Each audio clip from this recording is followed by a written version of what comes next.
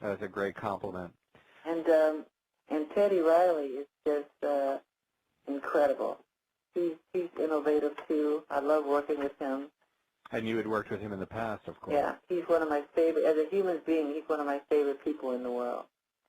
He's just a really sweet, kind guy. You know, and Rodney's very funny. You laugh all day when you're with him. When he turns his music up in the studio and he starts dancing around the room, it's just funny. I'd like to remind everyone you're on Get Music. We're here talking with Michael Jackson, whose new album, Invincible, is out on October 30th. You can check it out at michaeljackson.com. You can pre-order it on Get Music. Now, we have a question from It's Jackson, who is really named Rachel from Connecticut. Wonders, do you have any new dance moves that you've invented while you were making your album? For the first time working on any album, I put a halt to dancing because I was just so engrossed and so infatuated with what I was doing. I did something that was very unusual. But once the music started playing, of course, I started to dance. But it's starting to now create itself. And with the music playing, I'm coming up with some new things. But that's coming in the future with the newer short films.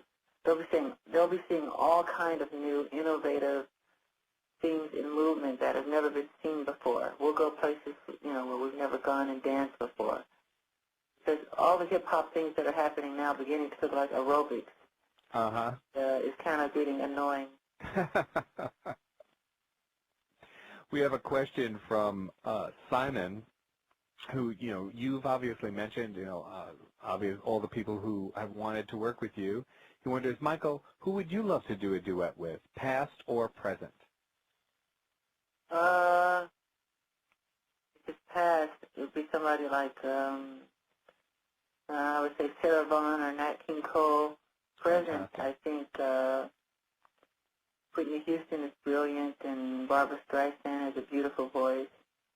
Those kind of artists that are just wonderful.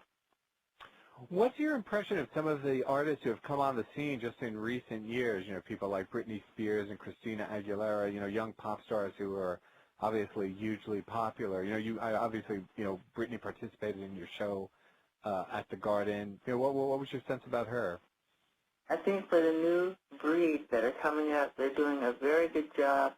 And what impressed me more about any of these artists, like Spears and Christina, they're so determined. Absolutely. I've heard about the way they work. They'll work on a dance step, for months. And to get it right, they're just so determined. And I've met Britney several times, and she was very sweet and humble. She came to my room, and we quietly talked for a couple of hours. And she was just like a Barbie doll, just very sweet, very kind. I imagine that someone like you would be an kind of interesting and important resource for her. As someone who was, a star when you were so young. When I don't think people necessarily understand what a kind of strange reality that is. Within all the acclaim and the fame and the excitement, to be a kid and have all that attention focused on you must be kind of scary also.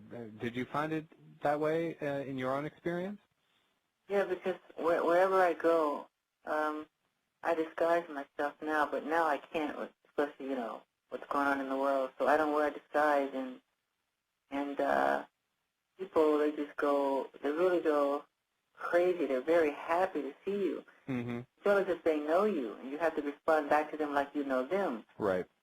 They feel they personally know you, that my pictures are on their walls, my music is playing in their house, so they grab you and they snatch you and they touch you and so I just respond back with hugs and loves and kisses because I truly love my fans, truly from the heart. That's the real truth. I love them, and the ones who are like when we go to a certain country and they're outside they're sleeping on the street and I throw them pillows and cover and everything, and I have my security guards buy them pizza so they can all eat, and we get them candles, and we really take care of them. They're very, very, very sweet and supportive. Sam, who is 20 years old and from Texas here in the U.S., wonders, will you release Butterflies as a single that's one of your best songs? Butterflies is the single that's released now. It's the single now. Tell them thank you very much. Great. What other, plans do you have, when you, as somebody who's been a kind of innovator, in terms of making short films to accompany your songs, do you conceptualize all that ahead of time, or, do you decide on a kind of step-by-step basis, this is going to be the next single, and I want to make, a kind of visual statement to accompany it? How does that all proceed? As far as the short film itself? Yeah.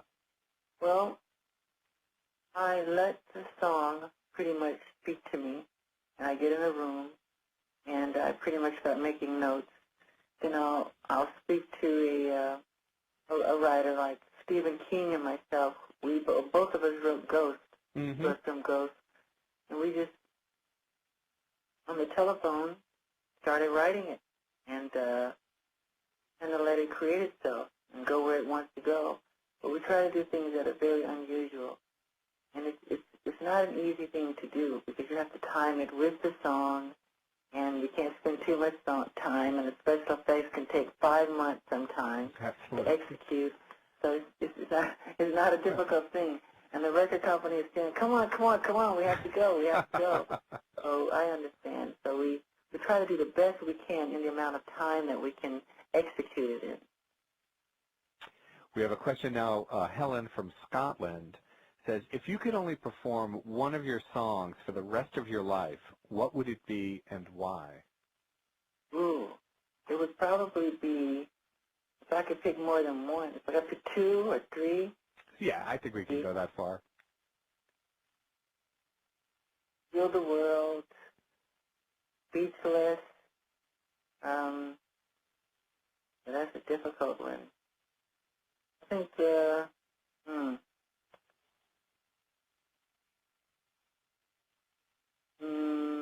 You Are My Life. So you went for the ones that are the kind of the biggest statements in a way, it seems to me. Yeah, because it's important that they're very melodic and that they have a great important message that's kind of immortal, that can relate to any time and space, One of the things actually I wanted to ask you is, we've had these horrible terrorist attacks here in New York City and in Washington, D.C. What is the role that you feel, artists can play in the wake of something like that? You did that benefit show in Washington. Is there, in music and can artists do something to, help people, get through what for many of us has been a very difficult time? Yeah, you give of yourself. You give of your talent, of your ability, the talent that was given you by the heavens. That's why we're here, bring a sense of escapism in time of need. And if you're a painter, you paint. If you're a sculpt, you sculpt. If you're a writer, you write. If you're a songwriter, you give song. If you're a dancer, you give dance. You give people some love and some bliss, some escapism, and to show that you truly care from the heart and be there for them, not just from a distance, but show you truly care. Take the long mile and be there for them. And that's what I did, and many others who cared and helped, and it's an important thing. We have a question now from Chili Boy, who wonders, he always wanted to know, how do you come up with the dance move, and how long does it take for you to, put the choreography for a song together? I pretty much just get in a room and I start to dance, and I don't create the dance creates itself, really. So I'll do something and I'll look back on tape and I'll go, wow, I didn't realize I had done that. It came out of the drums. Dancing is about interpretation. You become the accompaniment of the music. So when you become the bass to Billie Jean, I couldn't help but do the step that I was doing when the song first starts, because that's what it told me to do. If I turn around, spin, stop, move my legs aside, and then lift up the collar of my shirt, ask for that moment in the accompaniment.